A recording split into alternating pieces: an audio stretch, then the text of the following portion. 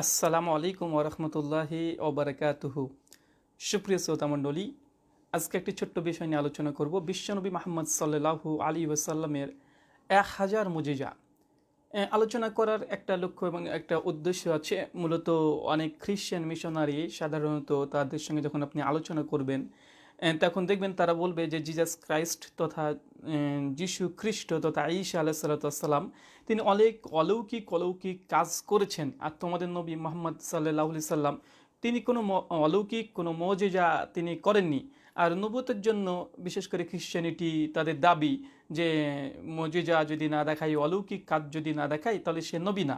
এদিকে Jesus Christ তিনি মৃতকে জীবিত করতেন, তিনি 3টে বা 5টা রুটিকে 5000 মানুষকে তিনি খাওয়িয়েছেন। এরকম অনেকগুলো মুজিজা তথা বাইবেলে লেখা আছে, কোরআনও লেখা আছে জিজাস ক্রাইস্টের বিষয়ে। তো খ্রিশ্চান যারা আছে তাদের দাবি হচ্ছে এটা যে মোহাম্মদ সাল্লাল্লাহু আলাইহি সাল্লাম তিনি তো কোনো মুজিজা দেখাননি, তিনি কোনো অলৌকিক কাজ দেখাননি। আর নবুয়তের জন্য একটা অবশ্যই অলৌকিক কাজ লাগবে, মুজিজা লাগবে। যদি কোনো নবী সে দাবি করলো, কোনো একজন রাসূল দাবি করলো, অথচ তিনি কোনো মুজিজা দেখালেন না, কোনো অলৌকিক কর্ম দেখালেন না, তাহলে তাকে নবী হিসেবে তারা গ্রহণ করতে চায় না। এটা হচ্ছে খ্রিশ্চানদের আর্গুমেন্ট। যদিও এটার সঙ্গে আমরা একমত না যে কোনো নবী হওয়ার জন্য তাকে যে অবধারিত তাকে মুজিজা দেখাতে হবে, এমন কোনো কথা বাইবেলেও নেই, এমন কোনো কথা কোরআন মাজিদেও নেই। তারপরে খ্রিশ্চানদের জন্য ছোট্ট একটা কথা বলি যে অলৌকিক কাজ যদি মুজিজা বা অলৌকিক কাজ যদি নবুয়তের চিহ্ন হয় বা নবুয়তের প্রামাণিকতার জন্য যদি অলৌকিক কাজ দেখাতে হয়, তাহলে ইউহান্না, যেটাকে জোহান দ্য ব্যাপটাইজ বলা হয়, জোহান কোন অলৌকিক কাজ দেখিয়েছে? খ্রিস্টানদের কাছে প্রশ্ন। ইনশাল্লাহ তারা কিয়ামত পর্যন্ত এই প্রশ্ন উত্তর দিতে পারবে না। তাই অবশ্যই মনে রাখবেন যে নবুয়তের জন্য যে অলৌকিক কাজ দেখাতেই হবে বাধ্যতামূলক, বা নবুয়তের প্রামাণিকতা হিসাবে মুজিজা তথা অলৌকিক কর্ম দেখাতেই হবে, এটা বাধ্যতামূলক নয়। তবে হ্যাঁ, অবশ্যই অনেক আল্লাহ সুবহানাহু ওয়া তাআলা নবী এবং রাসূলকে তার নবুয়ত প্রমাণের জন্য তিনি অনেক অলৌকিক কাজ দেখিয়েছে। খ্রিশ্চানদের দাবি যে মুহাম্মদ সাল্লাল্লাহু আলাইহি সাল্লামের কোনো মুজিজা ছিল না। আশ্চর্য হবেন, ইমাম বাইহাকি রাহিমাহুল্লাহর একটা বই আছে আলাদা, দালাইলুন নবুয়াত, প্রায় 3500 তিনি হাদিস নিয়ে এসেছেন, আর প্রায় 1000 তিনি বিশ্বনবীর বিভিন্ন মুজিজা অলৌকিক কাজ তিনি সেখানে একটা গ্রন্থের মধ্যে আবদ্ধ করেছেন। বইটার নামই হচ্ছে দালাইলুন নবুয়াত, তথা নবুয়তের প্রমাণ, বিশ্বনবী যে নবী এটা প্রমাণ করার জন্য তিনি প্রায় 3500 তিনি হাদিস নিয়ে এসেছেন। আর কয়েক হাজার, তিনি কমপক্ষে 1000-এর মতো তিনি বিভিন্ন অলৌকিক কাজ নিয়ে এসেছেন নবী মুহাম্মদ সাল্লাল্লাহু আলাইহি ওয়াসাল্লামের। যাই হোক, সমস্ত কিছু নিয়ে তো আলোচনা করা সম্ভব নয়, আমরা গুটি কয়েক আলোচনা করব। আর মুজিজা সাধারণত 3 ধরনের হতে পারে, তার মধ্যে 2টো ধরনের খুব স্পেশাল। এক হচ্ছে কোনো ভবিষ্যৎ বলে দেওয়া, মানে কোনো ভবিষ্যতে কি হবে এটা কেউ বলে দিলে, এটা একটা মুজিজার অন্তর্ভুক্ত, অলৌকিকের মধ্যে অবশ্যই পড়বে। আর 2 নম্বর আর একটা মুজিজা, যে তাৎক্ষণিক মানুষের সামনে একটা অস্বাভাবিক কিছু করে দেখানো, যেটা সাধারণ মানুষ তারা পারে না, যেটা কল্পনাতে আসে কিন্তু মানুষ পারে না, এমন কোনো কাজকেও নবুয়ত বলা হয়। আর বিশ্বনবী মুহাম্মদ সাল্লাল্লাহু আলাইহি সাল্লামের মধ্যে 2টো গুণ ছিল আলহামদুলিল্লাহ, তিনি অসংখ্য ভবিষ্যৎবাণী করেছেন। যারা জানতে চান তারা যে কোনো কিয়ামতের আলামত প্রসঙ্গে বই পড়েন, প্রায় বিশ্বনবী থেকে 150-এর অধিক সেই সূত্রে প্রমাণিত আছে তিনি ভবিষ্যৎবাণী করেছেন। একটা আজ পর্যন্ত ফলস বা ভুল এখন পর্যন্ত প্রমাণিত হয়নি। তাই ভবিষ্যৎবাণীর যে মুজিজা তথা অলৌকিক কাজ, এটা অসংখ্য দেখানো সম্ভব। আর 2 নম্বর, বিশ্বনবী তাৎক্ষণিক কিছু মুজিজা দেখিয়েছেন। যেমন আমরা অনেকে জানি যে আল্লাহ রসুল মুহাম্মদ সাল্লাল্লাহু আলাইহি সাল্লাম তিনি সরাসরি মেরাজে চলে গেছেন, যেটা সূরা বানী ইসরাঈল 17 আয়াত নম্বর 1 থেকে 3 এবং সেই নাজম আয়াত নম্বর 10 থেকে 17 স্পষ্ট বর্ণনা আছে, এটা আমরা সকলেই জানি। তবে আজকে এই বিষয় নিয়ে আলোচনা করব না, যেগুলো আমরা অনেকেই জানি না সেই বিষয়গুলো নিয়ে আলোচনা করব। আরেকটা মুজিজার কথা পবিত্র কোরআনে আছে, দেখবেন যে বিশ্বনবী মুহাম্মদ সাল্লাল্লাহু আলাইহি সাল্লাম প্রসঙ্গে সূরা কামারের 1 এবং 2 নম্বর আয়াতে আল্লাহ বলছে শাক্কুল কামার, যে চন্দ্রকে তিনি দ্বিখণ্ডিত করেছিলেন। এই দুটো মুজিজা কোরআন থেকে প্রমাণিত, আরও কোরআন থেকে অসংখ্য আছে। সূরা রুমের 1-2 নম্বর আয়াত, যে রোম সাম্রাজ্য যে ধ্বংস হবে, বিজয় লাভ করবে, এই বিষয়ে আগে থেকে ভবিষ্যৎবাণী করা ছিল, তার কিছুদিন পরে তারা বিজয় লাভ করে।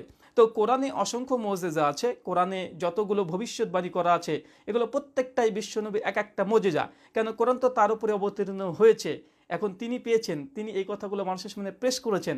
তাই কোরআন মাজিদের যতগুলো মৌজেজা আছে প্রত্যেকটা মৌজেজা এগুলো অবশ্যই বিশ্বনবী মুহাম্মদ সাল্লাল্লাহু আলাইহি সাল্লামের বলে বিবেচিত হবে।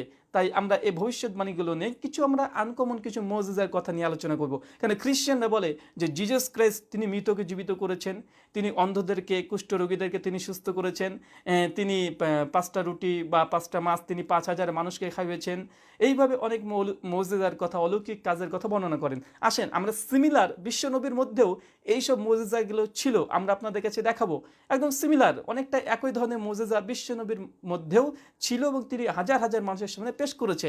আমরা অনেকেই সাধারণত মুসলিমরা এইসব মৌজেজা দিয়ে কোনো মানুষকে, কোনো ব্যক্তিদেরকে আমরা বুঝাই না বা তাদেরকে আমরা ইসলামের কথা বোঝাই না। কিন্তু খ্রিশ্চানরা তা দেবেন, যখনই তাদের খ্রিশ্চানিটি দাওয়াত দেবে, হ্যাঁ প্রভু যিশু এটা করেছে, প্রভু যিশু ওটা করেছে, এগুলো দেখায়।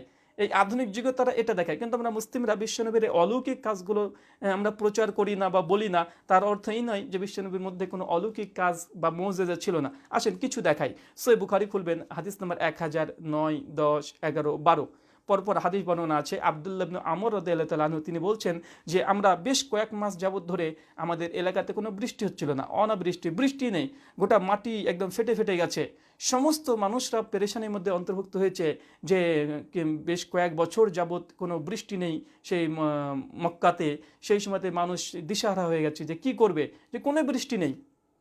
সমস্ত সাহাবা রাদিয়াল্লাহু তাআলা আনহুমরা বিশ্ব নবীর কাছে এসে বলল, ইয়া রাসূলুল্লাহ, আমাদের তো খরা ডেকে গেছে, কোনো বৃষ্টি নেই, আমাদের গাছ টাছ যা আছে শুকে মারা যাচ্ছে, পশু পাখি বিভিন্ন রকমের একটা বিপর্যস্ত অবস্থায়। তো আপনি আল্লাহ সুবহানাহু ওয়া তাআলার কাছে একটু প্রার্থনা করে অন্তত আসমান থেকে বৃষ্টি বর্ষণ করান।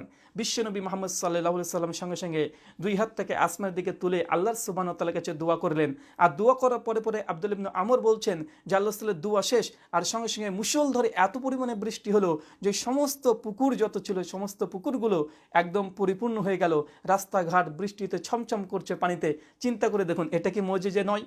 বছরের পর বছর বৃষ্টি হচ্ছে না, বিশ্বনবী মুহাম্মদ সাল্লাল্লাহু আলাইহি ওয়াসাল্লাম একবার আল্লাহর কাছে দোয়া করলেন যে আল্লাহ বৃষ্টি দাও, সঙ্গে সঙ্গে বৃষ্টি হয়ে গেল। পরে বর্ণনা আছে যে একবার মক্কা এবং মদিনা জুড়ে মানে এত পরিমাণে বৃষ্টি হয়েছে যে রাস্তাতে চলাচল করার কোনো পরিস্থিতি নেই। বিশ্বনবী সেই সময়তে এই বৃষ্টিকে বন্ধ করার জন্য তিনি আল্লাহর কাছে আবার দোয়া করলেন, আবার সঙ্গে সঙ্গে এই বৃষ্টিগুলো মানে বৃষ্টি আসা বন্ধ হয়ে গেল। তার মানে এখান থেকে বোঝা যাচ্ছে বিশ্বনবীর যে তিনি দোয়া করতেন যে বৃষ্টি আয়, তো বৃষ্টি চলে আসতো। আল্লাহ সুবহানাহু ওয়া তাআলার পক্ষ থেকে বৃষ্টি দিত। আবার বৃষ্টি যদি প্রচুর হয়ে যেত, বিশ্বনবী আবার দোয়া করতেন বৃষ্টি বন্ধের জন্য, সঙ্গে সঙ্গে সেই বৃষ্টি বন্ধ হয়ে যেত। জিসাস ক্রাইস্টের এমনটাই বর্ণনা আছে। জিসাস ক্রাইস্ট কী করতেন, যখনই কেউ এসে কিছু চাইতো বা দুটো মাছকে 5টা রুটিকে তিনি আকাশের দিকে তুলে বলতেন, হে স্বর্গীয় পিতা। তিনি এইভাবে তিনি প্রার্থনা করতেন, হে আমার স্বর্গীয় পিতা, আমাদেরকে তুমি অভুক্ত রেখো না, এইভাবে তিনি প্রার্থনা করতেন। তো বিশ্বনবী মুহাম্মদ সাল্লাল্লাহু আলাইহি ওয়াসাল্লামের মুজিজা তথা বৃষ্টি তিনি নামিয়েছেন এবং বৃষ্টিকে তিনি বন্ধ করেছেন, এটা অলৌকিক মুজিজা অবশ্যই, আলহামদুলিল্লাহ। 2 নম্বর মুজিজা বিশ্বনবী মুহাম্মদ সাল্লাল্লাহু আলাইহি ওয়াসাল্লামের, আসেন আমরা দেখি যে বিশ্বনবী একদা তার হাতে এই হাতকে এইভাবে একটা পাত্রের মধ্যে রেখে দিলেন আর সঙ্গে সঙ্গে একটা খালি পাত্র একদম পরিপূর্ণ পানি হয়ে গেল এবং সে পানিগুলো প্রায় 1500 মানুষ, 1500 মানুষকে তিনি পান করিয়েছিলেন। এই হাদিসটা আপনাদের সামনে দেখবেন খ্রিশ্চানরা বলে যে জিজাস ক্রাইস্ট তিনি তো মানুষকে আকাশ থেকে তিনি খাদ্য নিয়ে এসে খাইয়েছেন, বিশেষ করে মাছ। এই বারবার একই মুজিজাগুলোকে তারা পুনরাবৃত্তি করে, কিন্তু মুহাম্মদ সাল্লাল্লাহু আলাইহি ওয়াসাল্লাম নাকি করেনি। আশ্চর্য, মুহাম্মদ সাল্লাল্লাহু আলাইহি ওয়াসাল্লাম এর চাইতে বেশি করেছেন। আসেন একটা আমরা হাদিস পড়ি। জাবের ইবনে আব্দুল্লাহ রাদিয়াল্লাহু তাআলা আনহু থেকে হাদিসটা বর্ণনা আছে এবং এটা সহিহ বুখারীর হাদিস। সহিহ বুখারী হাদিস নম্বর 3576 এবং সহিহ বুখারী হাদিস নম্বর 4152 এবং সহিহ বুখারী হাদিস নম্বর 4153, সহিহ বুখারী হাদিস নম্বর 4154, সহিহ বুখারী হাদিস নম্বর 4840, সহিহ বুখারী হাদিস নম্বর 5639 এবং আধুনিক প্রকাশনী সহিহুল বুখারী হাদিস নম্বর 3312, ইসলামিক ফাউন্ডেশন সহিহ বুখারী হাদিস নম্বর 3320। ঘটনাটা বর্ণনা আছে জাবের বিন আব্দুল্লাহ। সংক্ষিপ্ত পরিসরে আপনাদের কাছে দেখাচ্ছি যে বিশ্বনবীর মুজিজা, তিনি একটা পাত্রে পানি মানে একটা খালি পাত্রে এবং হাত রেখেছেন আর সঙ্গে সঙ্গে গোটা পাত্রটা পানিতে পরিপূর্ণ হয়ে গেল। প্রায় 1500 মানুষ এই পানি পান করে তৃপ্ত হয়ে আবার তাদের নিজেদের জিনিসগুলোকে তারা গুছিয়ে নিয়েছে। চিন্তা করে দেখেন। আসেন হাদিসটা পড়ি। জাবের বিন আব্দুল্লাহ থেকে বর্ণিত, তিনি বলেন হুদাইবিয়ার অবস্থানের সময়ে একদল সাহাবাগণ পিপাসায় খুব কাতর হয়ে পড়লেন। নবী সাল্লাল্লাহু আলাইহি সাল্লামের সামনে একটি পাত্রে অল্প পানি ছিল, তিনি অজু করলেন, তার নিকটে পানি আছে ধারণা করে সকল সাহাবী আল্লাহ রসুলের দিকে চলে গেলেন। বুঝতে পারছেন, যে পানির স্বল্পতা, পানি ছিলই না সাহাবী রাদিয়াল্লাহু তাআলা আনহুর কাছে, আর আল্লাহ রাসূলের কাছে একটা পাত্রে কিছুটা পানি ছিল, তিনি সেটা দিয়ে ওযু করলেন। আর সাহাবীরা ভাবছে নিশ্চয়ই আল্লাহ রাসূলের কাছে পানি আছে, তার জন্য সকলে আল্লাহ রাসূলের কাছে গিয়েছিল। এবার দেখেন কি বলছে, নবী সাল্লাল্লাহু আলাইহি সাল্লাম বললেন, তোমাদের কি হয়েছে? তারা বললেন, আপনার সামনে পাত্রের সামান্য পানি ছাড়া ওযু ও পান করার মতো পানি আমাদের নিকটে নেই। মানে কোনো পানি নেই, সামান্য কিছুটা পানি আছে। নবী সাল্লাল্লাহু আলাইহি সাল্লাম ওই পাত্রে তার হাত রাখলেন। যখন এই কথা বলেছে বিশ্বনবী মুহাম্মদ সাল্লাল্লাহু আলাইহি সাল্লাম, তিনি সঙ্গে সঙ্গে ওই পাত্রে এবং হাতটাকে চুবিয়ে দিলেন। তখনই তার হাত উপচে ঝর্ণা ধারার মতো পানি ছুটে বের হতে লাগলো। সুবহানাল্লাহ। চিন্তা করে দেখেন যে সেই মক্কাতে এমনি তো পানির সংকট, মরুভূমি, এমনি পানির সংকট, আর মৌজিজা হচ্ছে সেটাই যে মক্কা, সেখানে পানি একদম সংকট। আর সেই সময় সাহাবা রাদিয়াল্লাহু তাআলা আনহুমের কাছে কোনো পানি ছিল না, বিশ্বনবীর পাত্রে কিছুটা সামান্য পানি আছে। আর বিশ্বনবী করলেন কি, ওই পানির পাত্রে তিনি সঙ্গে সঙ্গে হাতটাকে চুবিয়ে দিলেন। আর যে চুবিয়ে দিয়েছে, এমনি হাতের আঙ্গুলের পাশ থেকে একদম উপচে পানি ঝর্ণার মতো, আলহামদুলিল্লাহ, ঝর্ণার মতো পানি বের হতে শুরু করেছে। তারপর কি দেখেন, সাহাবা রাদিয়াল্লাহু তাআলা আনহু বলছেন, জাবির বিন আব্দুল্লাহ বলছেন, আমরা সকলেই পানি পান করলাম ও অজু করলাম। শুধু পান করেনি, অজু করেছে, অজু করলাম। এক আর তারপরে বলা হচ্ছে যে আমি জাবির বিন আব্দুল্লাহকে জিজ্ঞাসা করলাম, আপনারা কতজন ছিলেন? তিনি বললেন, আমরা যদি 1,00,000 হতাম তবুও আমাদের জন্য পানি যথেষ্ট হতো, আমরা ছিলাম 1500 জন। চিন্তা করে দেখেন, জাবির বিন আব্দুল্লাহকে রাবি বলছেন যে সেই দিনকার ঘটনা, যে বিশ্বনবী পানির পাত্রে হাত রাখলেন আর পানি উপচে পড়ে গেল, ঝর্ণা ধারার মতো পানি বইতে শুরু করলো, সেই সময় আপনারা কতজন ছিলেন? জাবির বিন আব্দুল্লাহ রাদিয়াল্লাহু তাআলা আনহু বলছেন যে আমরা যদি সেদিন লক্ষাধিক মানুষ থাকতাম তবুও ওই অল্প পানিটা আমাদের জন্য যথেষ্ট হয়ে যেত। আমরা সেই দিন ছিলাম 1500 তথা 1500 জন। চিন্তা করে দেখেন, এটা কি মুজিজা নয়? খ্রিস্টানরা সাধারণত এই অলৌকিক কাজ দেখিয়ে মানুষকে বলে, আসো খ্রিস্টানিটি গ্রহণ করো, আসো, আমাদের যিশু অনেক অলৌকিক কাজ করেছে, মানে এইসব অলৌকিক কাজ দেখে তারা খ্রিস্টানিটির মধ্যে কনভার্ট করে। আজীব। মুহাম্মদ সাল্লাল্লাহু আলাইহি সাল্লাম, তার অসংখ্য অলৌকিক কাজ ছিল। আসেন আমরা আরেকটা হাদিস পড়ি। আরেকটা ঘটনা আছে যে বিশ্বনবী মুহাম্মদ সাল্লাল্লাহু আলাইহি সাল্লামের আঙ্গুলের এই ফাঁক দিয়ে ঝর্ণার মতো পানি পড়ছিল। এটাতে দেখলাম পাত্রের মধ্যে চুবিয়েছে হাতটা, সঙ্গে সঙ্গে পাত্র পরিপূর্ণ হয়ে গেল। আর বিশ্বনবীর এই 2 আঙ্গুল থেকে পানি মানে পড়তো, ঝর্ণার মতো পড়তো। এই হাদিসটা আছে সহিহুল বুখারী, হাদিস নাম্বার 3572, এবং আধুনিক প্রকাশনী সহিহ বুখারী হাদিস নাম্বার 3308, এবং ইসলামিক ফাউন্ডেশন হাদিস নাম্বার 3316, এবং সহিহ বুখারী হাদিস নাম্বার 169। এই হাদিসটা বর্ণনা দেখেন। এখানে বর্ণনাকারী বলছেন আনাস বিন মালিক রাদিয়াল্লাহু তাআলা, তিনি বলছেন, নবী সাল্লাল্লাহু আলাইহি সাল্লামের নিকটে একটি পানির পাত্র আনা হলো। তখন তিনি জাওরা নামক স্থানে অবস্থান করছিলেন। নবী করিম সাল্লাল্লাহু আলাইহি ওয়াসাল্লাম তার হাতে ওই পাত্র রেখে দিলেন। তখনই পানি আঙ্গুলের ফাঁক দিয়ে উপচে পড়তে লাগলো। ওই পানি দিয়ে উপস্থিত সকলে অজু করে নিলেন। কাতাদা রাদিয়াল্লাহু তাআলা আনহু, তিনি তখন বলছেন যে আমি আনাস রাদিয়াল্লাহু তাআলা আনহুকে জিজ্ঞাসা করলাম, আপনারা কতজন ছিলেন? তিনি বললেন, প্রায় 300 জন ছিলাম। চিন্তা করে দেখেন আরেকটা ঘটনা, কেননা মুহাম্মদ সাল্লাল্লাহু আলাইহি ওয়াসাল্লাম সাহাবীদেরকে নিয়ে প্রায় তিনি সফরে বের হতেন। আর একদা হঠাৎই যখন পানি ফুরে গেল, তখন আনাস রাদিয়াল্লাহু তাআলা আনহু আল্লাহ রাসূলের কাছে আসলেন। তখন পানির জন্য বললেন যে আল্লাহ রাসূল, আমাদের তো পানি নেই। সঙ্গে সঙ্গে আল্লাহ রাসূল মুহাম্মদ সাল্লাল্লাহু আলাইহি ওয়াসাল্লাম এইভাবে তিনি আঙ্গুলটাকে খাড়া করলেন, আর সঙ্গে সঙ্গে সেখানে ঝর্ণার মতো পানি সেখান থেকে পড়তে শুরু করলো। সমস্ত সাহাবা রাদিয়াল্লাহু তাআলা আনহুরা সেই সফরে আল্লাহ রাসূলের আঙ্গুল থেকে নিগৃহীত সেই পানি দিয়ে তারা সকলে ওযু করলেন। কাতাদা রাদিয়াল্লাহু তাআলা আনহু বলছেন আনাসকে যে আপনারা সেদিন কতজন ছিলেন আনুমানিক? তিনি বলছেন প্রায় আমরা 300 জন ছিলাম। চিন্তা করে দেখেন, যেহেতু মক্কা, এখানে পানির সংকট, তাই পানি মানুষকে খুব সহজে দিয়ে দেওয়া, এটা হচ্ছে একটা অলৌকিক একটা মুজিজা। এটা হচ্ছে সবচেয়ে বড় মুজিজা। আরেকটা ঘটনা আসুন আমরা দেখি। এটা একটা খুব লম্বা এবং খুব একটা বড় হাদিস, মানে এখানে সবগুলো পড়াটাও সম্ভব না। এটা সহিহ বুখারী 344 নম্বর হাদিসে এসেছে, এবং আধুনিক প্রকাশনী সহিহ বুখারী হাদিস নাম্বার 3307, ইসলামিক ফাউন্ডেশন হাদিস নাম্বার 3315, এবং সহিহ বুখারী হাদিস নাম্বার 3571। খুব লম্বা একটা হাদিস, তবে আপনার কাছে সংক্ষিপ্ত পরিসরে বলি। এটা ইমরান ইবনে হুসাইন রাদিয়াল্লাহু তাআলা আনহু বর্ণনা করছে আরেকটা সফরের ঘটনা। কি বলছেন দেখেন, এক সফরে তারা নবী করিম সাল্লাল্লাহু আলাইহি ওয়াসাল্লামের সঙ্গে ছিলাম। সারা রাত পথ চলার পর যখন ভোরের কাছাকাছি হলো, তখন বিশ্রাম নেওয়ার জন্য থেমে গেলাম, এবং গভীর ঘুমিয়ে পড়লেন অনেকেই।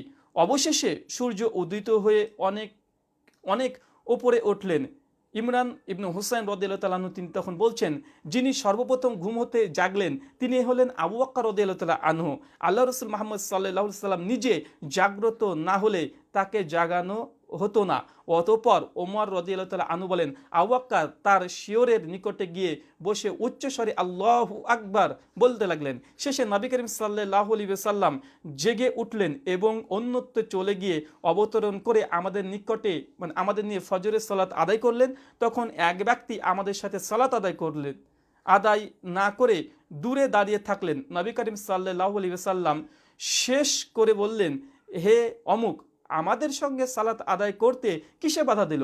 লোকটি বলল, আমি অপবিত্র হয়েছিলাম। নবী করিম সাল্লাল্লাহু আলাইহি ওয়াসাল্লাম তাকে পাক মাটি দ্বারা তায়াম্মুম করার নির্দেশ দিলেন। অতঃপর সে সালাত আদায় করলো। ইমরান ইবনু হুসাইন রাদিয়াল্লাহু তাআলা আনহু তখন বলছেন, নবী করিম সাল্লাল্লাহু আলাইহি ওয়াসাল্লাম আমাকে অগ্রবর্তী দলের সঙ্গে পাঠিয়ে দিলেন এবং আমরা ভীষণ তৃষ্ণার্ত হয়ে পড়লাম। এটা লম্বা ঘটনা, আমি সংক্ষিপ্ত পরিসরে এবার আপনাদেরকে বলবো। দেখেন, তারপরে বলছেন, এই অবস্থায় আমরা পথ চলছি, হঠাৎ উষ্ট আরোহী এক মহিলা আমাদের নজরে পড়ল। সে পানি ভর্তি দুটো মশকের মাঝখানে পা ঝুলিয়ে বসে আছে। আমরা তাকে জিজ্ঞাসা করলাম, পানি কোথায়? সে বলল, আশেপাশে কোথাও পানি নেই। আমরা বললাম, তোমার ওই পানির জায়গার মধ্যবর্তী দূরত্ব কতটা? সে বলল, একদিন এক রাতের দূরত্ব। চিন্তা করেন, একদিন এক রাতের দূরত্ব একটা পানি মানে যদি আপনি পেতে চান এতটা দূরত্ব। আমরা তাকে বললাম, আল্লাহ রসুল মুহাম্মদ সাল্লাল্লাহু আলাইহি সাল্লামের নিকটে চলো। সে বলল, আল্লাহ রসুল কি? আমরা তাকে যেতে না দিয়ে তাকে নবী করিম সাল্লাল্লাহু আলাইহি সাল্লামের নিকটে নিয়ে গেলাম। নবী করিম সাল্লাল্লাহু আলাইহি সাল্লাম এর কাছে এসেও ওই রকমই কথা বলল যে আমাদের সঙ্গে যে কথা বলেছিল। তবে সে এবার দেখেন, মেয়েটিকে ধরে নিয়ে এসেছে, আল্লাহ রসুলের সামনে নিয়ে এসেছে। তখন মেয়েটিকে নিয়ে আসার পর আল্লাহ রসুলের সামনে হুবহু একই কথা বলে আল্লাহ রসুল তখন বলছেন, তবে সে তার নিকটে বলল সে কয়েকজন ইয়েতিম সন্তানের মা। নবী করিম সাল্লাল্লাহু আলাইহি সাল্লাম তার দুটো মানে মশক দুটি নামিয়ে ফেলতে আদেশ করলেন। মানে তার উটে যে দুটো মশক ছিল সেটাকে নামিয়ে ফেলতে আদেশ করলেন। অতবার তিনি মশক দুটোর মুখে হাত বোলালেন। মানে যে পানির পাত্রে যে মশকটা ছিল সে নাইটা উঠে করে নিয়ে যাচ্ছিল, আল্লাহ রাসূল সঙ্গে সঙ্গে হাত বুলিয়ে দিলেন। এইভাবে হাতটাকে মানে মালিশ করলেন, যেটাকে মেসায়া বলা হয়, মালিশ করা। তিনি মালিশ করলেন। আমরা তৃষ্ণার্ত 40 জন মানুষ পানি পান করে পিপাসা মিটালাম। তারপর আমাদের সকল মশক বাসন পাত্র পানি ভর্তি করে নিলাম। তবে উটগুলো পানি পান করা হয়নি। এই সবের পরে মহিলার মশকে এত পানি ভর্তি ছিল যে তা ফেটে যাবার উপক্রম হয়ে গিয়েছিল। আশ্চর্য এখানেই যে সেই মেয়েটির কাছে দুটো মশক পানি ছিল, আল্লাহ রাসূল শুধু মশক সে নারীর মশকটাতে হাত একটু বলে দিয়েছে। তারপরে সঙ্গে সঙ্গে সাহাবা রাদিয়াল্লাহু তাআলা আনহু সকলেই তারা পানি পান করলেন তার মশক থেকে, এবং সাহাবাদের কাছে যতগুলো পাত্র ছিল সমস্ত পাত্রগুলোকে তারা পানি দিয়ে ভর্তি করে নিলেন। তারপরেও সেই মেয়েটির যে মশক দুটো ছিল মশকের বিন্দু পরিমাণে পানি কমেনি, বরং এত পরিমাণে বেড়ে গেছে যে তার মশক ভেঙে যাওয়ার উপক্রম। চিন্তা করে দেখেন বিশ্বনবী মুহাম্মদ সাল্লাল্লাহু আলাইহি সাল্লামের মুজিজা, অলৌকিক কাজ। তারপর দেখেন, অতবার নবী করিম সাল্লাল্লাহু আলাইহি ওয়াসাল্লাম বলেন, তোমাদের নিকটে যা কিছু আছে উপস্থিত করো। কিছু খেজুর ও রুটির টুকরা জমা করে তাকে দেওয়া হলো। তখন বিশ্বনবী মুহাম্মদ সাল্লাম সেই মেয়েটিকে কিছু খেজুর আর কিছু জিনিসপত্র আল্লাহ রাসূলের সঙ্গে সঙ্গে তাকে দিয়ে দিলেন। এই নারীটি খুশির সঙ্গে তার গৃহে ফিরে গেল। গৃহে গিয়ে সকলের নিকটে সে বলল, আমার সাক্ষাৎ হয়েছিল এক মহা জাদুকরের সঙ্গে, অথবা মানুষ যাকে নবী বলে ধারণা করে তার সঙ্গে। আল্লাহ এই মহিলার মাধ্যমে এই বস্তিবাসীকে হেদায়েত দান করলেন এবং স্ত্রীলোক নিজে ইসলাম গ্রহণ করলেন এবং তার বস্তিবাসীকেও ইসলাম কবুল করালেন। চিন্তা করে দেখেন, সেই মেয়েটি চাক্ষুষ ঘটনা, তার দুই মশক পানিকে আল্লাহ রাসূল এত পরিমাণে পানি করে দিলেন যে সাহাবারা অজু করলেন, পানি পান করলেন, তাদের প্রত্যেকের মশককে পূর্ণ করে নিলেন। তারপরেও সেই মেয়েটির মশকে বিন্দু পরিমাণে পানি কমেনি। বিশ্বনবীর এটা একটা অলৌকিক একটা মৌজুজা। আসেন আরেকটা দেখি। একটা ছাগল ছিল, সেই ছাগলের দুধ দিত না। সাহাবা রাদিয়াল্লাহু তাআলা ক্ষুধার্ত ছিল, সেই সময় ছাগলের গায়ে হাত বলেছেন বা তার যে বাট যেটাকে বলে সেটাকে স্পর্শ করেছে, সঙ্গে সঙ্গে সমস্ত সাহাবারা পরিপূর্ণ তৃপ্তি সহকারে দুধ পান করেছেন। চিন্তা করে দেখেন, অলৌকিক মুজিজা। এটা আছে মক্কার, এটাও একটা ঘটনা। এখানে বলছেন আবু বকর রাদিয়াল্লাহু তাআলা আনহু তিনি বলছেন, আমি আবু বকর রাদিয়াল্লাহু তাআলাকে নিয়ে রাসূল সাল্লাল্লাহু আলাইহি ওয়াসাল্লাম যাচ্ছিলেন। ইবনু মাসউদ বলেন, তখন আমি উকবা বিন আবু মুতাইম বকরি চালাচ্ছিলাম। তিনি বলেন, হে বৎস, দুধ আছে কি? আমি বললাম, আছে। কিন্তু আমি তো আমানতদার মাত্র। তখন তিনি বললেন, বাচ্চা ছাগিরটাকে নিয়ে এসো। তারপর আমি নিয়ে গেলাম, তিনি তার বাট ছুঁয়ে দিলেন, তখন দুধ নেমে আসে। ফলে তিনি আবু বকর পেট ভরে পান করলেন। তারপর তিনি পুনরায় বাটে হাত দেন, দুধ বন্ধ হয়ে যায়। যাওয়ার সময় তিনি আমার মাথায় হাত বুলিয়ে বললেন, হে বৎস, আল্লাহ তোমাকে অনুগ্রহ করুক। মানে এই ঘটনাটি, যে তারা ক্ষুধার্ত হয়েছিল, একটা বাচ্চা ছাগলকে আল্লাহ রসুল নিয়ে আসতে বললেন এবং তার বাটে এভাবে স্পর্শ করলেন, সঙ্গে সঙ্গে সে বাট থেকে দুধ অবিরাম পড়তে শুরু করলো। আবু বকর রাদিয়াল্লাহু তাআলা আনহু সেটাকে পান করলেন, আরও কয়েকজন সাহাবী ছিল তারা পান করলেন। তারপর যখন তাদের পান করে তৃপ্ত হয়ে গেল, আল্লাহ রসুল আবার স্পর্শ করে দিলেন, সেই বাচ্চা মানে সেই ছাগল থেকে দুধ বের হওয়া বন্ধ হয়ে গেল। এটা একটা অলৌকিক কাজ। এটা আছে মুসনাদে আহমদ হাদিস নম্বর 3598 এবং মুস্তাদরাক আল হাকিম হাদিস নম্বর 4274, মিশকাত হাদিস নম্বর 5943। তাই যারা বলছে যে মুহাম্মদ সাল্লাল্লাহু আলাইহি ওয়াসাল্লামের কোনো মুজিজা ছিল না, এটা সম্পূর্ণ মিথ্যা, সম্পূর্ণ ধোঁকাবাজি। তার হাত দিয়ে তিনি পানি বের করে দিয়েছেন, কখন তিনি পানির পাত্রে স্পর্শ করেছেন, টাচ করেছেন, মশক মশক পানি একদম পরিপূর্ণ হয়ে গেছে। কখন তিনি কোনো পাত্রে হাত দিয়েছেন, সঙ্গে সঙ্গে পানিতে পরিপূর্ণ হয়েছে। কখন তিনি ছাগলে স্পর্শ করেছেন, সঙ্গে সঙ্গে সেই ছাগল মানে দুধ দিতে শুরু করেছে এবং এত পরিমাণে মানুষ মানে সেখান থেকে তৃপ্ত লাভ করেছে যে সেটা ফোরায়নি। এটা কি মুজিজা নয়? অসংখ্য মুজিজা আছে। আসেন আমরা আরও একটি হাদিস পড়ি। এটা হচ্ছে জাবির ইবনে আব্দুল্লাহ থেকে আর একটা হাদিস বর্ণনা আছে। তিনি বলছেন, যখন পরীক্ষা খনন করা হচ্ছিল, তখন আমি নবী করিম সাল্লাল্লাহু আলাইহি সাল্লামকে ভীষণ ক্ষুধার্ত অবস্থায় দেখলাম। তখন আমি আমার স্ত্রীর কাছে ফিরে গিয়ে জিজ্ঞাসা করলাম, তোমার কাছে কি কোনো কিছু আছে? আমি রসুল করিম সাল্লাল্লাহু আলাইহি সাল্লামকে দারুণ ক্ষুধার্ত দেখেছি। তিনি একটি চামড়ার পাত্র এনে তার থেকে একসা পরিমাণে জব বের করে দিলেন। একসা পরিমাণে জব, একসা মানে আমাদের ভারতীয় হিসাব প্রায় 2.5 কিলো মতো। একসা জব মানে 2.5 কিলো মতো কিছু তিনি সঙ্গে সঙ্গে দিলেন। আমার বাড়িতে একটি বকরির বাচ্চা ছিল, আমি সেটি জবাই করলাম, আর সে আমার স্ত্রীর জব পিষে দিল। আমি আমার কাজ শেষ করার সঙ্গে সঙ্গে সেও তা কাজ শেষ করলো এবং গোস্ত কেটে কেটে ডেকচিতে ভরলাম। এরপর আমি রসুল করিম সাল্লাল্লাহু আলাইহি ওয়াসাল্লাম এর কাছে ফিরে চললাম। তখন স্ত্রী বলল, আমাকে রসুল করিম সাল্লাল্লাহু আলাইহি ওয়াসাল্লাম ও তার সাহাবীদের নিকটে লজ্জিত করবেন না।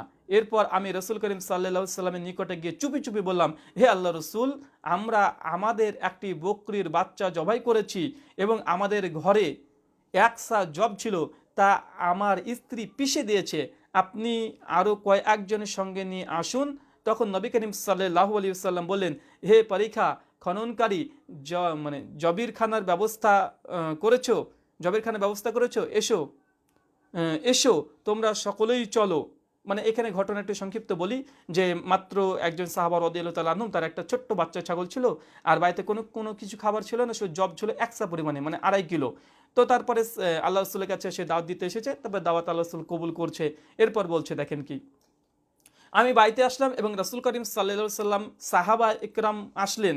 এরপর আমি আমার স্ত্রীর নিকটে আসলে সে বলল, আল্লাহ তোমার মঙ্গল করুক। আমি বললাম, তুমি যা বলছো আমি তাই করেছি। এরপর রাসূল করিম সাল্লাল্লাহু আলাইহি সাল্লাম এর সামনে আটার খামির বের করে দিলে তিনি তাতে মুখের লালা মিশিয়ে দিলেন এবং বরকতের জন্য দোয়া করলেন।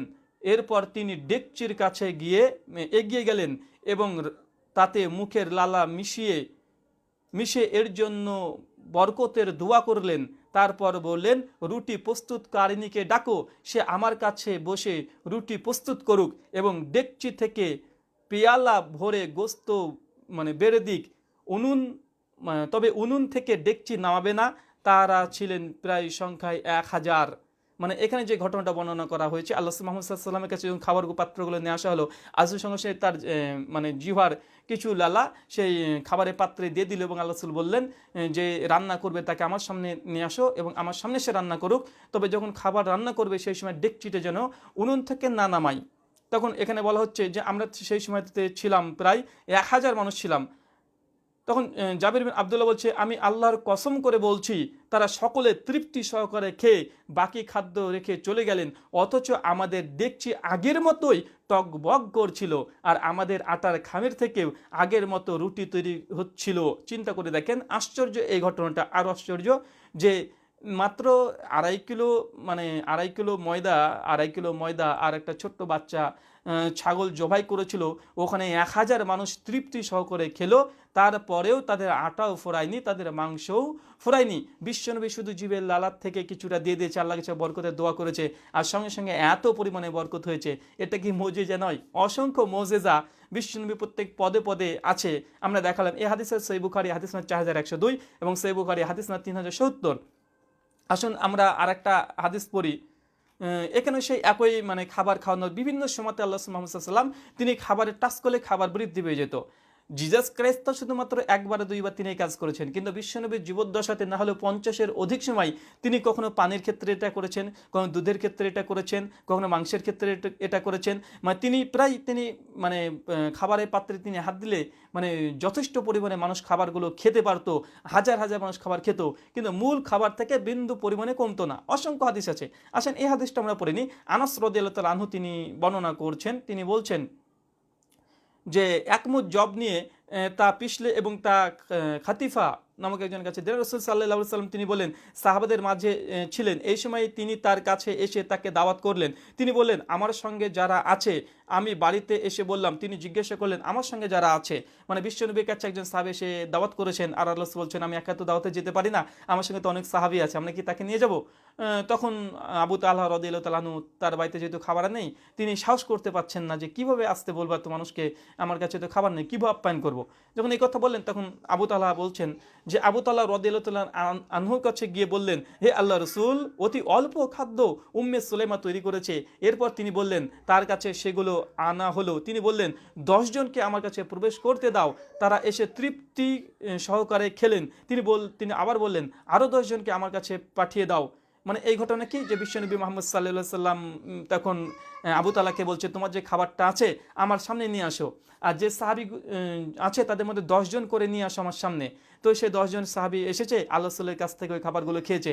আবার 10 জন চলে যায়, আবার 10 জন আসে, আবার 10 জন চলে যায়, আবার 10 জন চলে আসে। এইভাবে প্রায় 40 জন মানুষকে আল্লাহ রাসূল সাল্লাল্লাহু আলাইহি সাল্লাম একটা মানুষের খাবার খাইয়েছে। একজন মানুষের খাবার প্রায় 40 জন মানুষকে আল্লাহ রাসূল মানে তিনি খেতে দিয়েছেন, তারা পূর্ণ তৃপ্তি সহকারে খেয়েছে, কিন্তু খাবারের আগের অবস্থাতে ছিল, খাবারে কোনো ঘাটতি হয়নি। এই হাদিসটা হচ্ছে সহিহ বুখারী হাদিস নাম্বার 5450 এবং আধুনিক প্রকাশনী সহিহ বুখারী হাদিস নাম্বার 5047।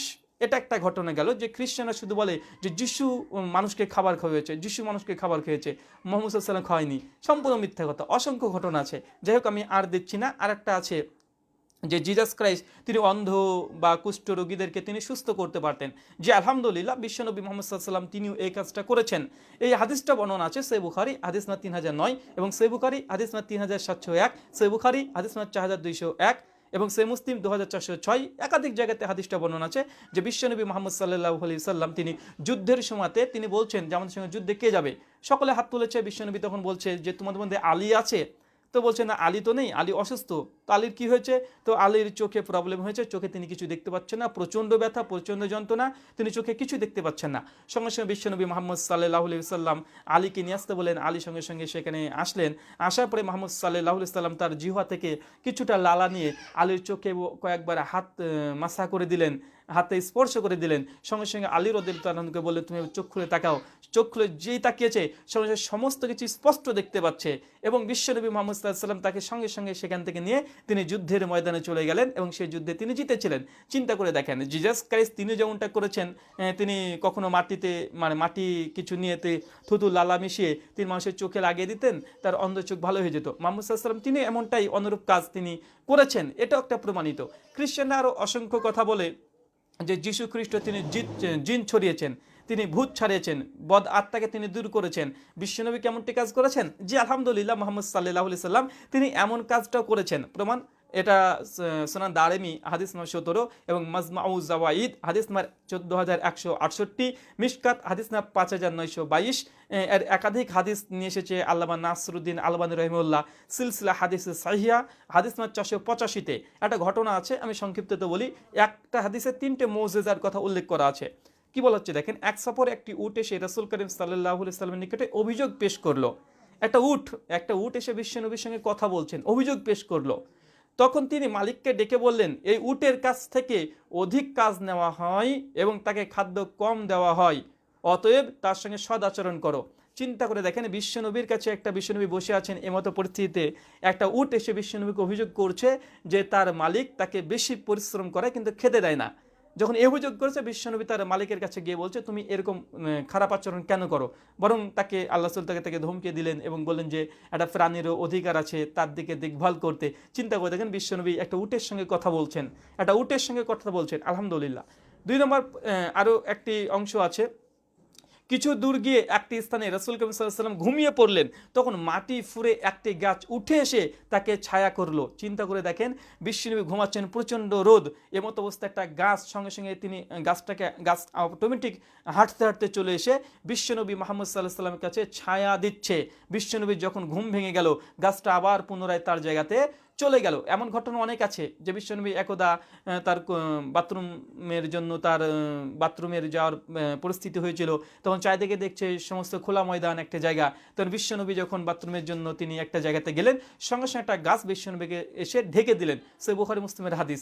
তো মানে গাছ বিশ্বনবীকে এসে এবং তিনি ঢেকে দিচ্ছেন। আর একটা দেখেন, অতঃপর কিছু দূরে গিয়ে একটি ঝর্ণার নিকটে একজন মহিলা তার জিনে ধরা ছেলেকে নিয়ে আসলেন। এবার দেখেন, একটা মহিলা বিশ্বনবীর কাছে তার ছেলেকে জিনে ধরেছেন, খ্রিস্টানদের পরিভাষাতে পেতাত্তায় ধরেছে, বদাত্তায় ধরেছে, তথা জিনে ধরেছে, পেতাত্তায় ধরেছে, বিশ্বনবীর কাছে নিয়ে আসলেন।